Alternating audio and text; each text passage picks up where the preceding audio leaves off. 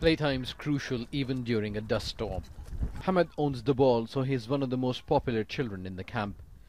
It's also a distraction from the memories of his father, taken and then executed by ISIL.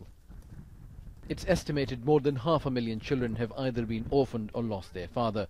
And like all mothers, Hamad and Ghazal's mum HAMSHA worries about their future. Her husband was a policeman, and now she doesn't know how to raise 3 children with no home or income. Children need everything. They don't have any new clothes. My children need to go to school, but I can't afford it. Imagine my situation, a woman who witnessed her husband taken away from her. He was our only breadwinner. I was helpless and couldn't do anything. Aid workers are concerned at the difficulties in calculating the true extent of the suffering of children and how their rights are being violated. The United Nations Children Agency says kids coming out of Mosul need psychosocial support to deal with trauma of war. Out of the nearly 700,000 people who've come out of Western Mosul, more than half are children. Many of them have been separated from their families, and orphans are living with relatives. There are no wheelchairs in the war zone, which makes children with disabilities caught up in the conflict even more vulnerable.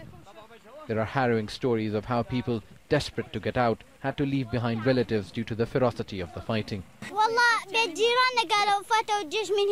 We escaped with our neighbours from the holes in the houses. As we were fleeing, we almost got hit by 3 mortars. It's difficult for children to understand why the debris and dust covers them when bombs and mortars fall, and why there's little or no food. Mosul's supply routes have been besieged for months.